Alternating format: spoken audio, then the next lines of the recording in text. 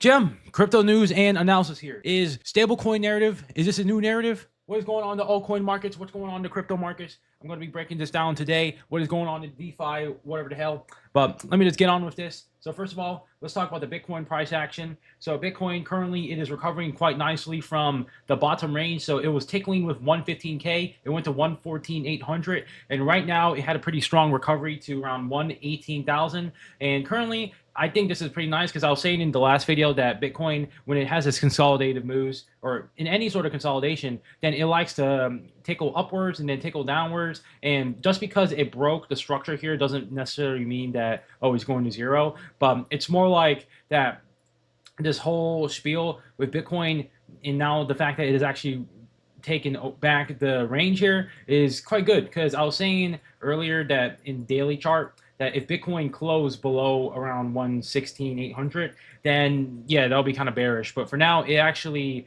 kept that wick, and now it's here. But this does mean that the fact that Bitcoin went this low does mean that at some point it will retest this level again. So I think currently for Bitcoin, there's momentum for it to retest the highs at this point because that's how mean reverting markets work. So we could see something like this. But then after that, it's going to probably do some choppy shit like that and retest this line here. And then yeah, I think that for Bitcoin, for the next couple weeks, it's going to be a pretty choppy market. So it'll form a base like this before it goes higher because usually time-wise, when Bitcoin has only been consolidating for about 3 weeks after a couple-day rally, yeah, there has to be more time. I even look at this. It's been rallying for the last whatever, right? And if you even look at this, there was about 2 month consolidation here, and Bitcoin's only been consolidating for like not even a month. So there has to be more time for consolidation. So I'm thinking that it will be a pretty choppy market in the short term. I'm more bullish on this instead of bearish because people see this, like the traders are like, oh, I'm going to short it. So there might be some short squeezes that come here. But yeah, it's probably going to do something like this, in my own opinion. I could be wrong. But in terms of Ethereum as well, because Ethereum, everybody's on this shit right now. On Twitter, everybody's glazing Ethereum. This is the next big thing. Everybody's fucking loved it in token. And who knows? I think like Ethereum, it will top at 4,100.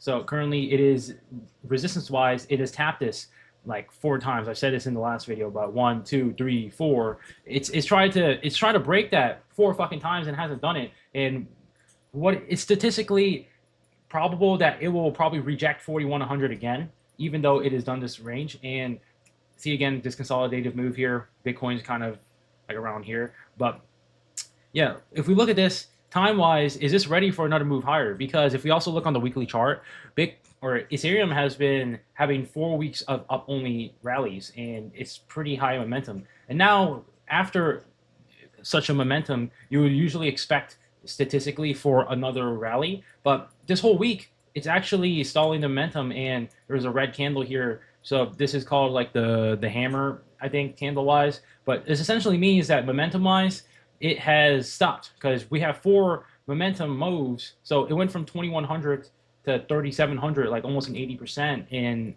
4 weeks. And people are expecting higher. But if that was really the case, and now it is Saturday, it would be already at 4,100 or even higher if it was still bullish. But the thing is that right now, it's stalling momentum. And after rallies like this, when momentum stalls, usually we're going to see a pretty choppy period. I'm expecting multiple weeks. I don't think it's going to be like this short. It'll probably do even longer, honestly. We'll have to see. But I think at some point, since 4,100, it's so close here, right? It's not like that far away from 3,900. It could just do this. But if it did that, then it would pretty much be a sharp rejection, and we could see a distributive top like this. But what will be much better for the Ethereum lovers for it to go much higher is for it to form a base here. And it doesn't even have to be this, or it should be a little bit longer. The longer the consolidation is, the higher it will go. But for now, this is what I probably expect on this. It probably will retest this EMA at some point at 3,500. Currently, if you look at the structure consolidatively, it is quite bullish because it is this higher lows and then compressing like this, and the bands are just green. You know, a chart like this is nice for a move higher, but if we do see a move to 4,100 like immediately, then it will. I'm expecting a pretty sharp reaction off that level because everybody fucking sees it on the chart that it is rejected 4,100 4 fucking times. So like, why does it seem like it's going to be any different now? It's just statistically improbable. And if we look at the tokens, so just yapping about Bitcoin, that is my bias in the market right now. But Convex and Curve, these are the tokens that I've been doing some research on, and it's based off the stablecoin markets with the Genius Act, as I was explaining earlier, where Donald Trump is trying to pass these laws to essentially legitimize stablecoins in the Ethereum ecosystem. I'm pretty sure that's what it is, but he's just trying to push the stablecoins because he wants to keep the US dollar to have its branding in the world. And now that everything is getting tokenized, he wants an official token because the tokens USDC and USDT are based by companies. They're not based by the government. They have the treasury bonds behind them, but the actual tokenized dollar isn't really a thing in crypto. So they're trying to do that right now. And currently, for you to essentially aggregate that liquidity for people to swap to the government's tokens, because if you want to have the US dollar as a tokenized token, then you need liquidity for that. And Curve is essentially this DEX protocol that allows you to swap with low slippage between stablecoins. So if I look at the this description here, so some of the Uniswap Curve Finance is an automated market maker based decentralized exchange. Unlike Uniswap, its main focus is to swap between assets that are supposed to have the same value. So basically stablecoins. This is useful in the DeFi ecosystem as there are plenty of wrapped tokens and synthetic tokens that aim to mimic the price of the real underlying asset. So yeah, it's basically this decentralized market maker that helps you swap between stablecoins, right? Because if the US actually does put on their token into blockchain, then they need a market maker to essentially provide liquidity for that swap. And Curve Finance has one of the largest ones. It's like 2 billion TVL or something. It's a pretty decent amount of money. And all their token here is Convex. So Convex is essentially an aggregator on top of the Curve. It's like a micro strategy of Bitcoin where essentially it holds it in its treasury. And this is what it says, where I'm not going to pretend I super understand all of this DeFi knowledge because it's still pretty abstract to me, but Convex is a protocol that simplifies this curve boosting experience in order to maximize yields. Convex allows curve liquidity providers to earn trading fees and will claim boosted CRV without locking CRV themselves. Liquidity providers can receive boosted CRV and liquidity mining rewards with minimal efforts. And yeah, it's basically, this is the beta of the curve, by the way. So that's pretty interesting to see. But currently, even though that curve is performing like this is a pretty nice chart. Well, Convex is just, it's very, very strong.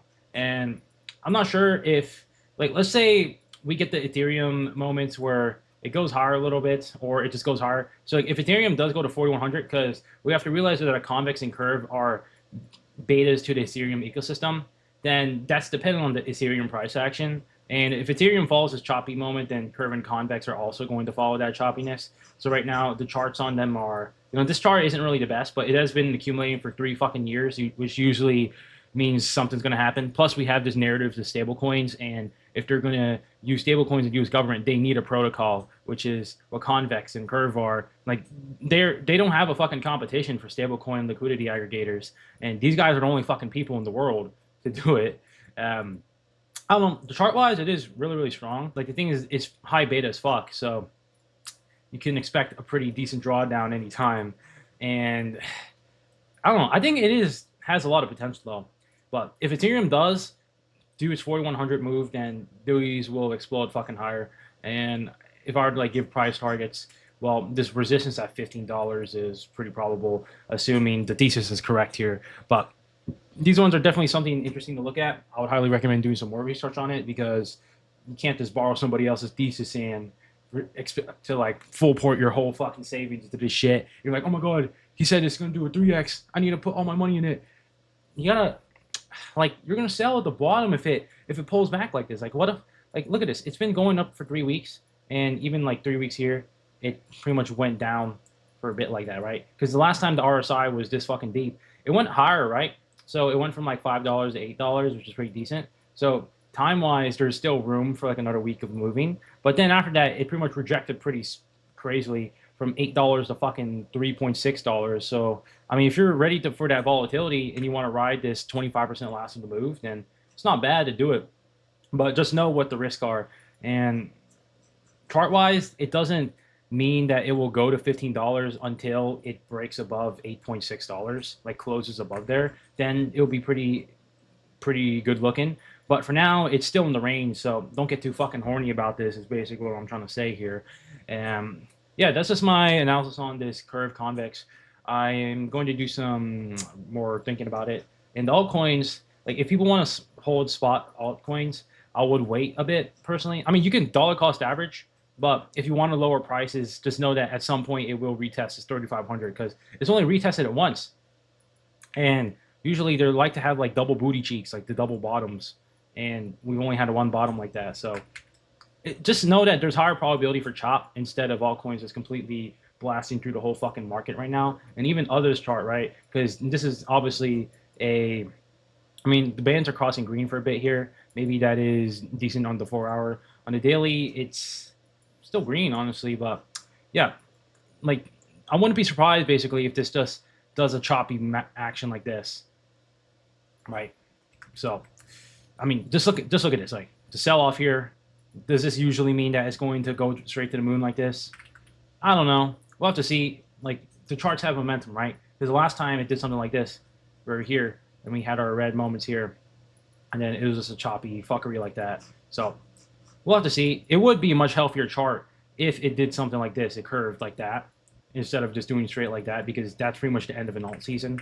So we should want, like long term wise, for it to essentially curve like that, because you get more time for it to build a base for it to move much higher and to actually have a higher probability of an alt season reaching just all-time highs. Instead, like if we did like this and consolidate like this, and then we could see an all-time highs in the alt market, that would be much better to form the base. But if it just essentially just went straight there, yeah, that's the most bearish thing that could fucking happen with altcoins. But I mean, honestly, if I were to give a counterpoint to myself, so I'm recording this like 5 hours later, 6 hours later, but basically it has formed a double booty cheek already. So we already have this double booty cheek. So it might actually be time for the golden alt season to happen here. I mean, it can happen because last time when we had not even that much of a base here, it just did that and then pretty much went craziness mode like that, right?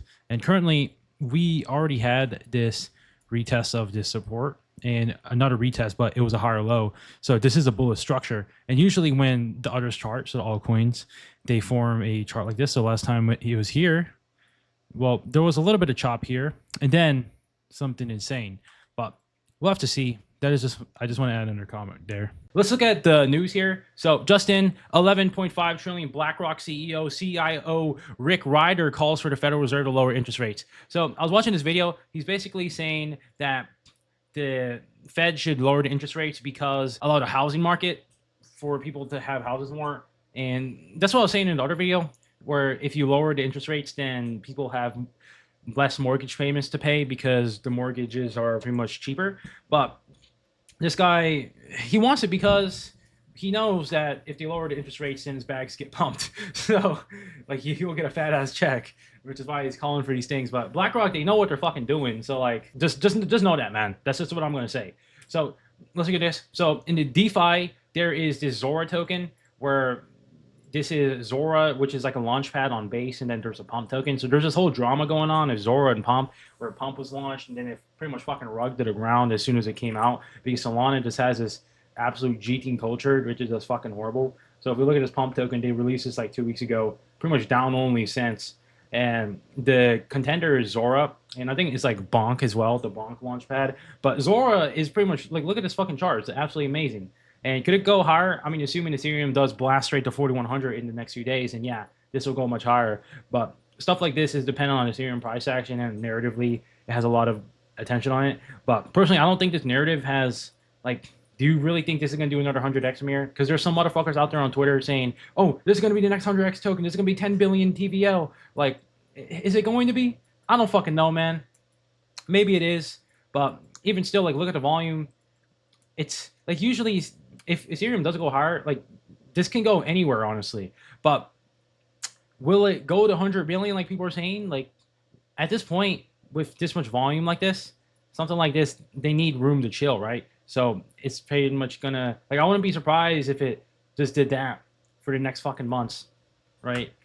So that's just how it is with these altcoins. Just be aware of that if you're going to play it. But yeah, it's basically now in feed, see which creator coins or friends are buying. So Zora, they're calling it creator coins. It's like a contender to pump on. I'm not really sure why it's doing so well like this. I need to do some more reading on this, but it's just interesting to see, in my own opinion. But yeah, that's pretty much all I want to say in this video here. And basically, in summary, I think that the crypto market will be quite choppy.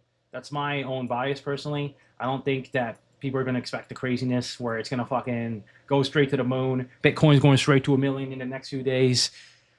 Like Ethereum also, sentiment wise, everyone is fucking loving this token. And we know that sentiment wise, if everyone is loving that shit, that's usually a bad sign. So like the markets like to do the opposite of people's expectations. And when that's like, that is essentially information that's already there, but the smart traders are going to take positions to hedge against that because they know that like markets, they price in information like a couple months ahead of time. Like they won't price in things like 10 years from now, but people know that. And when that's the case, they're going to probably take positions, but we'll have to see.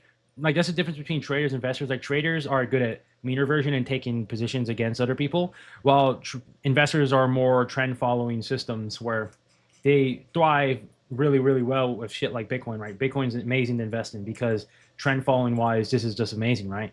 There's not really that much mean reversion here.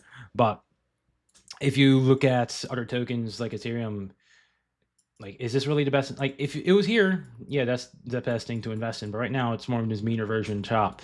So just know that. And yeah, that's my summary of it. Pretty much chop and convex curve. I think they're highly recommend to look at. I want to personally like. I mean, if you wanted to buy them in case there's the 20% probability that they just go much higher because Ethereum just blasted 4,100, then yeah, you can get some gains here. But what's higher probability and what's safer is if you dollar cost average on this for the next couple weeks, if you wanted to take it. That's what I would personally take the approach on if you wanted to do that. But that's pretty much all I want to say in this video. So check out the links below in the description, and I'll see you guys tomorrow.